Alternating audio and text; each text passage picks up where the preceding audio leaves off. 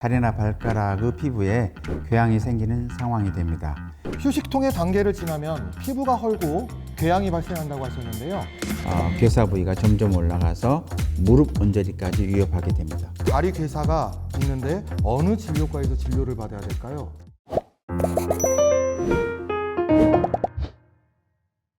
안녕하세요. 자인TV 이대리가 간다 이성규입니다. 지난 영상에 보내주신 사랑 덕분에 이렇게 2회차로 찾아왔습니다. 시청자분들의 과분한 사랑에 다시 한번 인사드립니다. 감사합니다. 그리고 잊지 말아야 될 한 가지, 구독, 좋아요, 알림 설정 부탁드립니다. 오늘은 대자인병원 혈관외과 소병준 센터장님을 모시고 동맥 폐쇄증에 대해 이야기 나눠보도록 하겠습니다.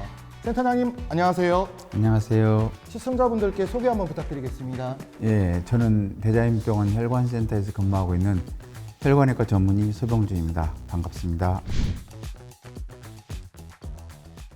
먼저 소병준 센터장님께서 계신 혈관센터가 궁금한데요. 어떤 곳인가요?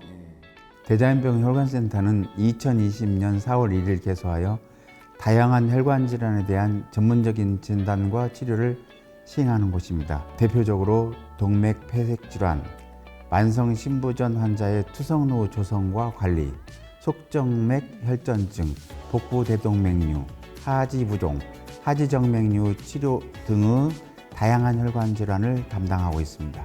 센터장님 지금 들어보니까 생소한 용어도 많고 어려운 말도 많은 것 같은데 지금부터 다양한 혈관 질환 중에서 센터장님께서 오늘 준비해 주신 이야기를 한번 해보도록 하겠습니다. 혈관은 우리 몸의 모든 장기에 분포하는 매우 복잡한 얼개를 갖기 때문에 그 질환도 매우 다양합니다. 그 중에서 질환에 대한 이해도가 낮아서 치료를 제대로 받지 못하는 대표적인 질환이 있는데요. 바로 말초동맥 폐쇄 질환입니다. 팔다리의 동맥이 죽상경화증으로 인해 좁아지거나 막혀 혈액순환이 장애를 일으키는 상태를 말합니다. 사지, 즉 팔다리 동맥 중에서 상지 동맥은 동맥경화에 의해서 막히는 경우가 매우 드물어서 주로 하지동맥에 발생되는 질환으로 이해하시면 좋을 듯 합니다. 말씀 중에 죽상경화증이라고 하신 단어가 좀 생소하고 어려운데요. 이게 어떤 건가요?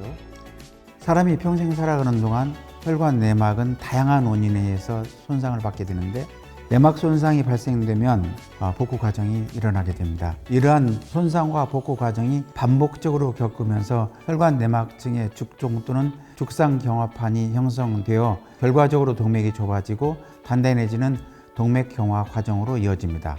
이 죽종이 점차 커지면서 자연히 혈관 내강은 점점 좁아지는 결과를 초래합니다. 동맥경화를 촉진하는 위험인자로는 고혈압, 당뇨, 고콜레스테롤 혈증, 흡연, 고령의 나이, 비만 등이 꼽힙니다. 유념해야 할 것으로는 60대 이상의 노년의 나이가 되면 나이 자체로만으로도 동맥경화가 발생 빈도가 높아지게 됩니다. 하지만 나이를 먹는 것을 피할 수는 없으니 다른 위험인자들을 잘 조절해서 혈관이 건강한 노후를 지내는 것이 최선의 방법이 되겠습니다. 그러면 동맥경화로 인해 팔다리로 가는 동맥이 어느 정도 좁아지면 이런 증상들이 발현하게 되는 건가요? 공통적으로 순환장애에 의한 증상 시작은 혈관의 직경이 50% 이상, 단면적이 75% 이상 좁아졌을 때 나타나기 시작합니다. 바꿔 말씀드리면 동맥경화에 의한 폐쇄는 중년과 노년에 걸쳐 아주 서서히 진행되는 과정이고 좁아지는 혈관에 대한 보상 기전으로 많은 격가지 혈관들이 만들어집니다. 정상적인 혈관의 75%까지 내강이 좁아졌을 때까지는 무증상으로 지낼 수 있다는 말씀이겠습니다. 그래서 증상이 시작되는 것은 이미 동맥경화에서 혈관 폐쇄가 상당히 진행되었음을 의미합니다. 그렇다면 75% 이상 좁아진다고 하셨는데 이때 나타나는 증상들은 어떤 것들이 있을까요? 심혈관이 좁아지거나 막히게 되면 협심증이나 심근경색증이 발생하고 뇌혈관은 뇌졸중이라는 심각한 증상을 일으킵니다. 다리 혈관들은 좁아지는 정도에 따라서 단계별 증상들이 출현되게 됩니다. 보통 증상은 4단계로 정리되는데 1단계에서는 보행장애, 2단계에는 휴식통, 3단계는 궤양, 4단계는 조직 괴사 등이 발생할 수 있습니다. 보행장애는 여러 원인에 의해서 발생될 수 있다고 하셨는데요. 허혈로 인한 발생되는 1단계의 보행장애는 어떠한 특별한 특징이 있는가요? 허혈성 보행장애가 발생되는 기전은 보행으로 운동량이 증가되면 운동에 사용되는 근육의 산소 요량이 증가합니다. 혈관이 좁아져 필요한 만큼 산소 공급이 원활하게 따라가지 못하면 산소 부족으로 통증이 발생하게 되는 것입니다. 걷다 보면 종아리가 당기고 아파서 계속 걸을 수가 없고 쉬어가야 하고 잠시 쉬면 또 같은 거리를 걸을 수 있게 됩니다. 잠깐 휴식으로 회복이 된다는 것은 다른 보행장애와 대별될 수 있는 증상이기도 합니다. 혈관 협착이 심해질수록 파행거리는 짧아집니다. 계단을 오르기도 힘들고 조깅하기도 등산하기도 힘들고 여행을 가면 관광버스를 못 떠나고 버스 지킴이를 해야 합니다. 또 또래 동년배들과 둘레길조차 걷기도 힘들어집니다. 보행장애의 다른 원인인 허리 척추관 협착증이나 디스크 등으로 치료를 하다가 효과를 보지 못할 때 혈관 질환을 의심하는 경우가 많은데 보행장애가 있어 생활이 불편하시다면 일단 혈관 질환에 대한 조기 진료를 권장해 드립니다. 허혈성 보행장애는 잠깐 쉬면 통증도 없어지고 다시 걸을 수 있다고 말씀하셨는데요. 쉬고 있는 상태의 휴식통은 조금 이해하기 힘든데 다시 한번 설명 부탁드리겠습니다. 2단계에서 휴식통이 나타나는 원인은 혈관의 폐쇄가 더 진행되면 운동 없는 휴식 상태에서도 필요한 기본 산소 요구량을 충족하지 못한다는 의미입니다. 휴식통 후 초기 특징은 자다가 다리 통증 때문에 깨어 침대 밑으로 다리를 떨어뜨리거나 일어나서 이리저리 서성거리게 되는데 이는 다 다리 쪽으로 혈액을 쏠리게 하여 통증을 완화시키려는 몸부림입니다. 더 진행되면 이런저런 노력에도 관계없이 계속적인 통증이 발생하게 되어 진통제를 복용하게 되고 진통제를 먹는 빈도나 양이 점차적으로 증가하게 됩니다. 이때부터 다리 보존이 위험되는 임계점에 이르렀다고 이야기하게 되는데 전문의하고 상담이 시급한 시점입니다. 휴식통의 단계를 지나면 피부가 헐고 궤양이 발생한다고 하셨는데요. 허혈성 궤양의 자세한 설명을 부탁드리겠습니다. 3단계 증상은 휴식통과 함께 다리나 발가락의 피부에 궤양이 생기는 상황이 됩니다. 이는 혈관 폐쇄가 더 진행되면 조직의 영양 공급이 잘 되지 못해서 일어나는 현상입니다.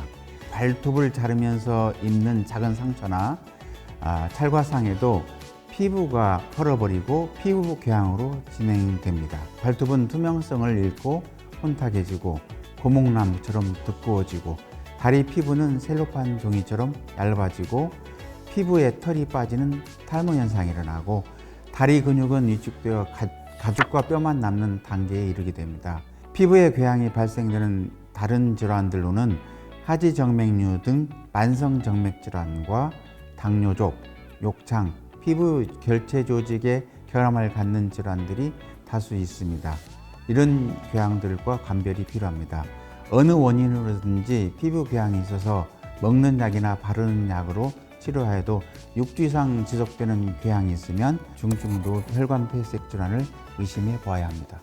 보통의 증상은 4단계로 분류한다고 하셨는데요. 4단계의 조직 괴사는 어떤 건지 상상이 솔직히 안 됩니다. 설명 한번 부탁드리겠습니다. 4단계 증상은 피부와 조직들이 까맣게 죽는 현상으로 이어집니다. 괴사가 가장 많이 진행되는 부위는 심장으로부터 가장 멀리 있는 발가락에 많이 일어납니다. 하지만 혈관이 폐쇄되어 혈액이 공급을 받지 못하는 부분이면 다리 어느 부위에도 괴사는 진행됩니다. 일반적인 조직 괴사의 부위는 짓누르면서 염증이 동반되는 물기가 많은 상태를 보인다면 허혈성 괴사는 미라처럼 말라 비틀어지는 것이 특징이 됩니다. 경계가 비교적 뚜렷하여 괴사된 부위만 절단시는 상처를 더 키우는 결과가 초래되어 점차 더 광범위한 괴사로 이어지고 무릎까지 위협하게 되니 절단 전에 혈관 상태에 대한 평가가 반드시 필요합니다. 동맥경화의 강력한 위험인자로 흡연과 당뇨를 말하던데 맞는 이야기인가요? 네, 맞습니다.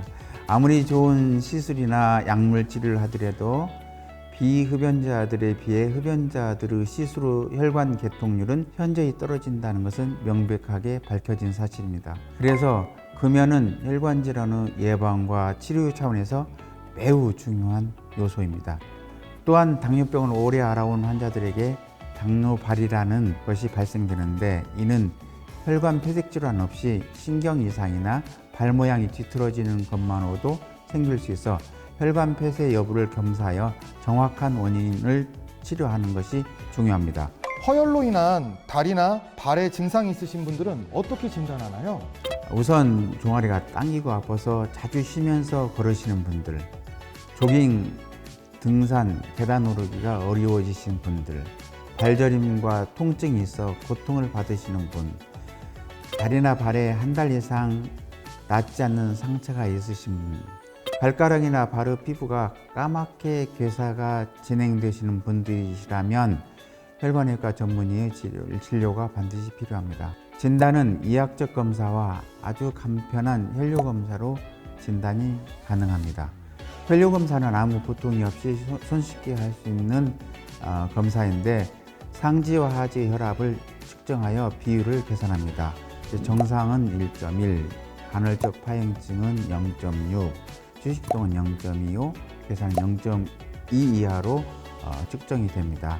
혈뇨 검사상 유의미한 소견을 보이면 컴퓨터 혈관 촬영을 실시하여 혈관의 폐색 부위와 정도를 알 수 있게 되고 치료 방법을 정할 수 있게 됩니다. 비술적 치료 방법들이 소개되어 있습니다. 혈관이 다시 좁아지는 것을 다 방지시켜 줄 수 있습니다. 평소 걷는데 문제가 없었는데 갑자기 다리와 팔에 통증이 생기고 하지 동맥을 갑자기 막는 경우들이 발생됩니다.